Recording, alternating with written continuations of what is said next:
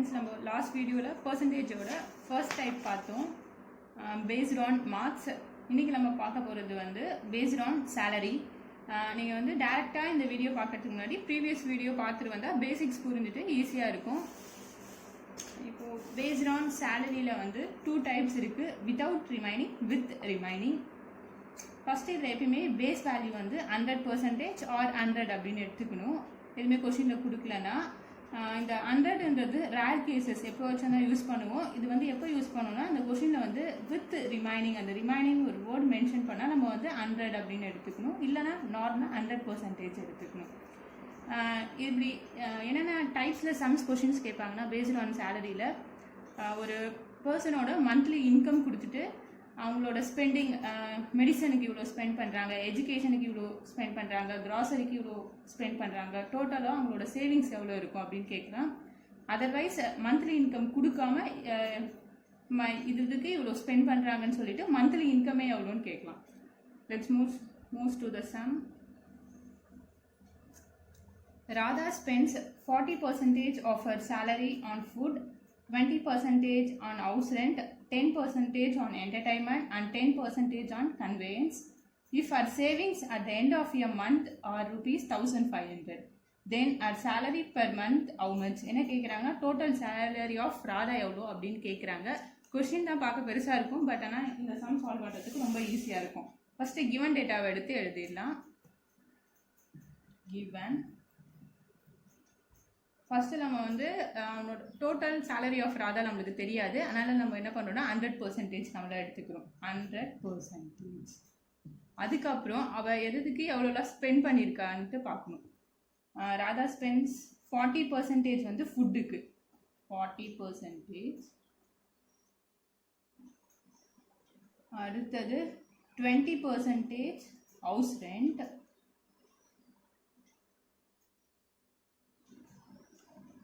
10% entertainment,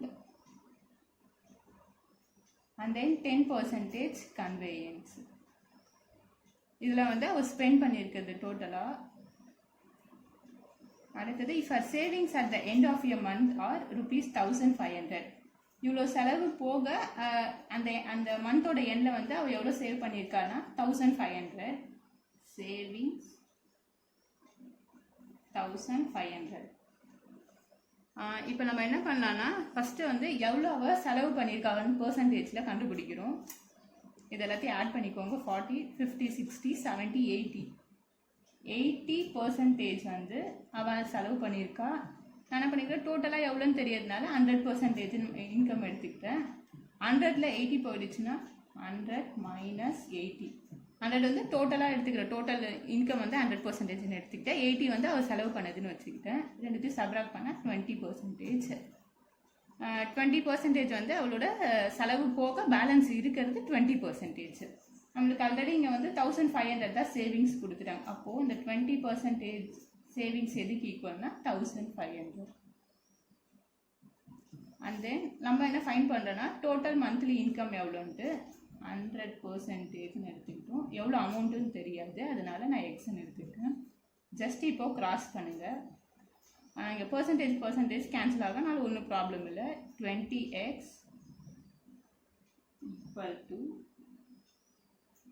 1500 into 100 divided x equal to 1500 into 100. இந்த 20 இந்த side வந்துச்சுன்னா divided by 20. Then x equal to cancel பண்ணிட்டோம். 1050 into 50. X equal to 7500. இதான் வந்து Radha's monthly income.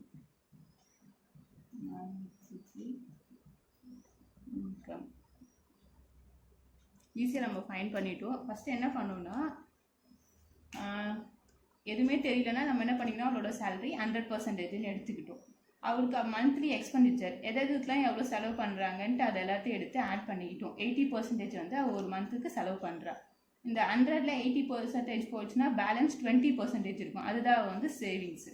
அவங்களும் சேவிங்ஸ் அமௌண்ட் எவ்வளோன்னு கொடுத்துட்டாங்க, 1500. அப்போ வந்து 20% தான் வந்து 1500. அண்ட் தென் நெக்ஸ்ட் நம்மளுக்கு வந்து அவரோட டோட்டல் சேலரி வேணும். அப்போ 100% எவ்வளோன்னு தெரியாது. 100% ஈக்குவல் டு எக்ஸ்ன்னு எடுத்துக்கிட்டேன். ஜஸ்ட் கிராஸ் மல்டிப்ளை பண்ணிவிட்டேன். கடைசியில் நம்ம X value fine. Next sum.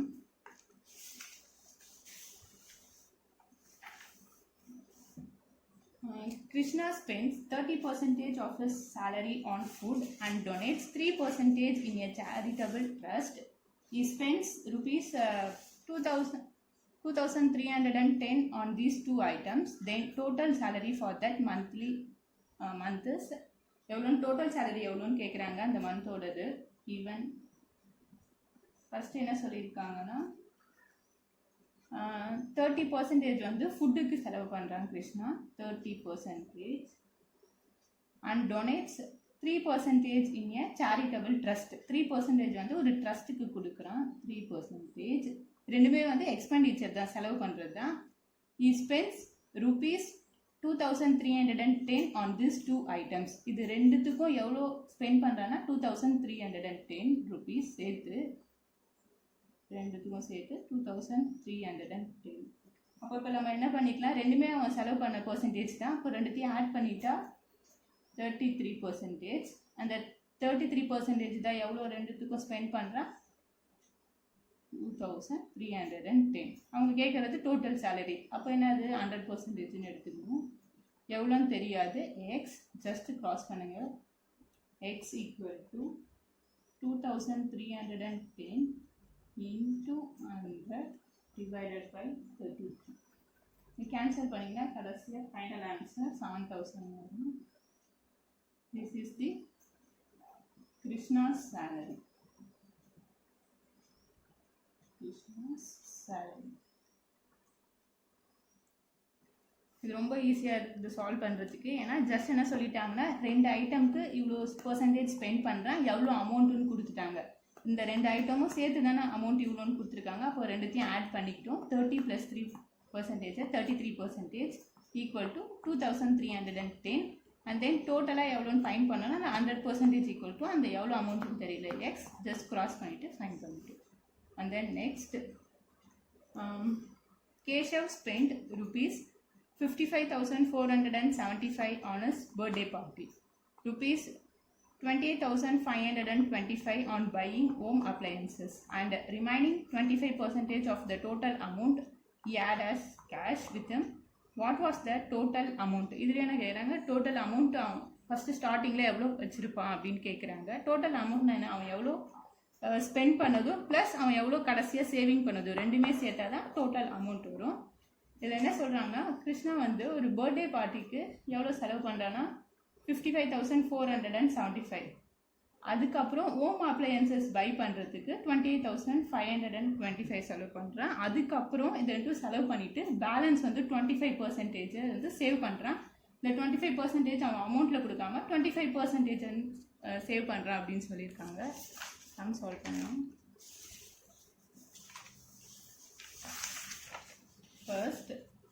First நான் என்ன பண்ணிக்கிறேன், டோட்டலில் எவ்வளோ அவங்ககிட்ட அமௌண்ட் இருந்ததுன்னு தெரியாது, அதனால 100%ன்னு எடுத்துட்டேன். அதில் அவன் என்ன பண்ணுறான்னா, பர்த்டே பார்ட்டி ப்ளஸ் ஹோம் அப்ளையன்ஸுக்கு எவ்வளோ செலவாகுதுன்னா, இது வந்து பர்த்டே பார்ட்டிக்கு, பர்த்டே பார்ட்டி ஹோம் அப்ளையன்ஸஸ்க்கு எவ்வளோனா 20,525 செலவாகுது. அண்ட் தென் பேலன்ஸ் வந்து அமௌண்ட்டில் கொடுக்காம பர்சன்டேஜ் கொடுத்தாங்க. பேலன்ஸ் 25% வந்து அவனோட சேவிங்ஸ். இது எக்ஸ்பெண்டிச்சர் செலவு. டோட்டல் அமௌண்ட் எவ்வளோன்னு தெரியாது இனிஷியலாக, அதனால் 100%ன்னு எடுத்துக்கிட்டேன். இது ரெண்டுமே அவன் பண்ண எக்ஸ்பெண்டிச்சர் தானே, ரெண்டுத்தையும் ஆட் பண்ணிக்கோங்க. 0,0,0,4,8. இப்போ வந்து 100%ல் வந்து 25% சேவிங் போயிடுச்சு. அப்போது பேலன்ஸ் வந்து இது எவ்வளோ இருக்கும், 100ல் 25 போயிடுச்சுன்னா 75% தான் அவன் செலவு பண்ணியிருக்கான். அந்த 75% எவ்வளோ 84,000. அப்போது 75% தான் வந்து 84,000. அவங்க என்ன கேட்குறாங்க, டோட்டல் அமௌண்ட் எவ்வளோன்னு கேட்குறாங்க. நான் என்ன பண்ணிக்கிறேன்னு தெரியாதனால 100% ஈக்குவல் டு எக்ஸ். இந்த எக்ஸ் தான் இப்போ நம்ம ஃபைண்ட் பண்ண போகிறோம். x equal to percentage cancel ஆகிடும், no problem. 84,000 into 100 divided by 75. Finally you got x equal to 1 lakh. Now we find total amount. Initially Keshav had was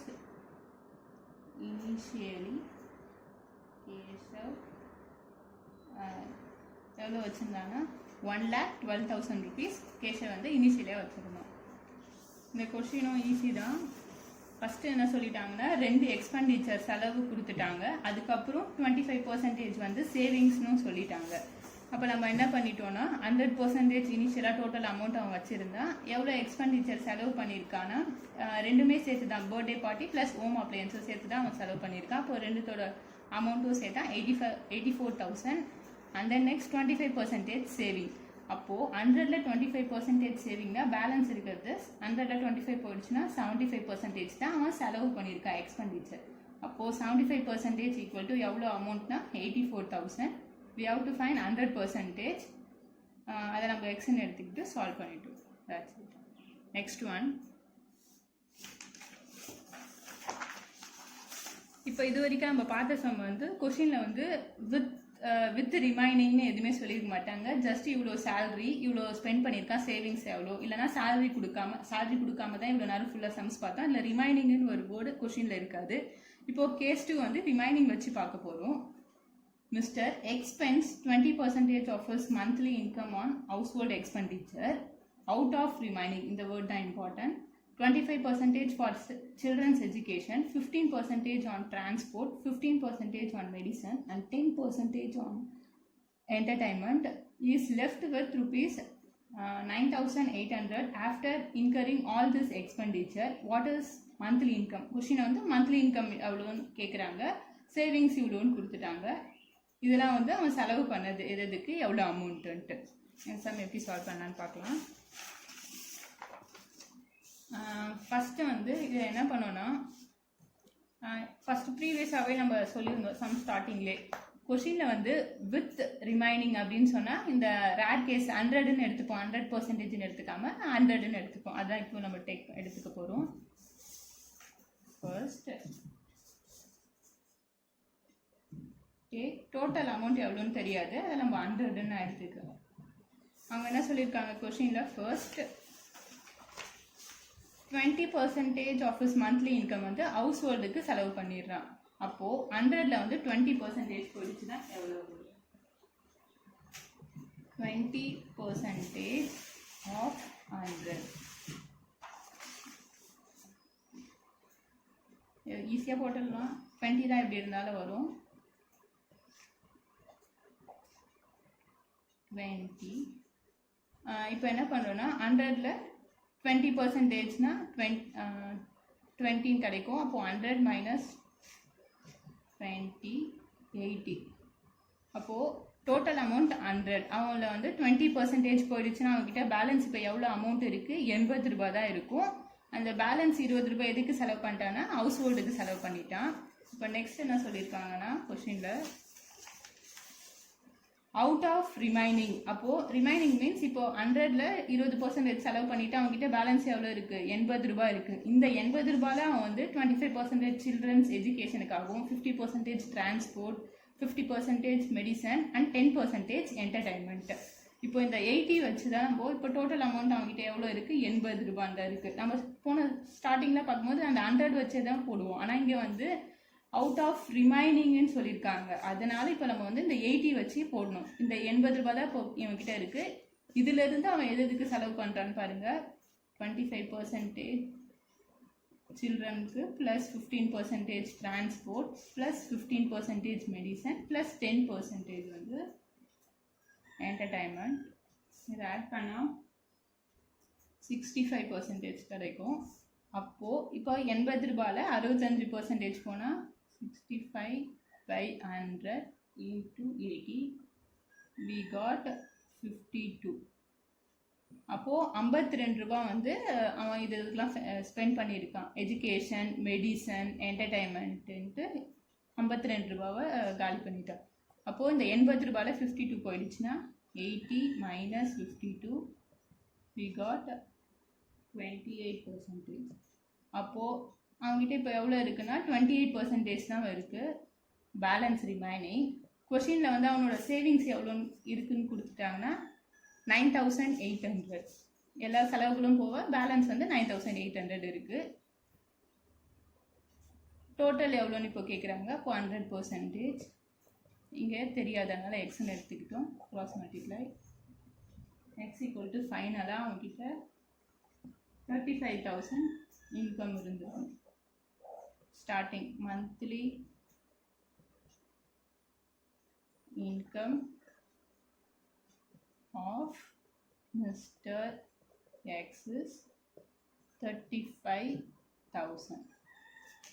once again explaining. Question வந்து out of remaining அப்படின்னு கொடுத்துருக்கிறதுனால இங்கே வந்து நான் 100%ன்னு எடுத்துக்காமல் 100ன்னு எடுத்திருக்கேன். அதில் வந்து 20% வந்து ஹவுஸ் ஹோல்டுக்கு வந்து ஸ்பெண்ட் பண்ணிட்டாங்க. அப்போது 100ல் 20% போயிடுச்சுன்னா பேலன்ஸ் 80. இனிஷியலாக அவங்ககிட்ட 100 rupees அமௌண்ட் இருக்குது. அதுக்கப்புறம் அந்த ஹவுஸ் ஹோல்டுக்கு செலவு பண்ணிவிட்டு பேலன்ஸ் வந்து 80 இருக்குது. அந்த 80 rupees வச்சுக்கிட்டு அவன் வேறு எதுக்கெலாம் செலவு பண்ணுறான்னா medicine, entertainment, transport and then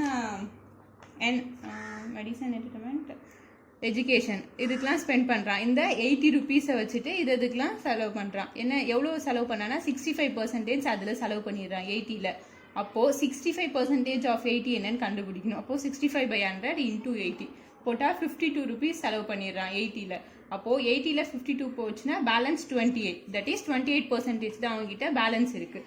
question என்ன சொல்லியிருக்காங்கன்னா சேவிங்ஸ் அவன்கிட்ட பேலன்ஸ் எவ்வளோ இருக்குன்னா 9,800 rupees பேலன்ஸ் லெஃப்ட் ஆகிருக்கு. அப்போது அவனோட சேவிங்ஸ் வந்து 28% equal to 9,800. Full monthly income எவ்வளோ தெரியுன்னா 100% ஈக்குவல் டு எக்ஸ்ன்னு எடுத்துகிட்டு சால்வ் பண்ணியிருக்கோம். இதை இன்னும் ஈஸியாக சொல்லணும்னா எப்படின்னா, ஒரு பாக்ஸில் வந்து 5 chocolates இருக்குது. ஃபர்ஸ்ட் டே வந்து ஒரு சாக்லேட் வந்து சேல் ஆகிடுது. அப்போ வந்து என்ன பண்ணணும், 4 chocolates-ன்னு அப்டேட் பண்ணிடுவோம் வேல்யூ. திரும்பவும் நெக்ஸ்ட் டே வந்து இன்னொரு சாக்லேட்டும் சேல் ஆகிடுது. அப்போ என்ன ஆகிடுதுன்னா 4 - 1 3. இப்போ வந்து ஏன் 4 - 1ன்னு போனால் ஃபஸ்ட்டு ஒரு சாக்லேட் சேல் ஆகிட்டு 4 தான் இருக்குது. அப்போனா திருப்பி நெக்ஸ்ட் டே வந்து இன்னொரு சாக்லேட்ஸ் ஆகும்போது 4 - 1ன்னு தான் போடுவோம். திருப்பியும் 5 - 1ன்னு போட மாட்டோம். அதே கான்செப்ட் தான் இங்கேயும் யூஸ் பண்ணுறாங்க. தேங்க்யூ.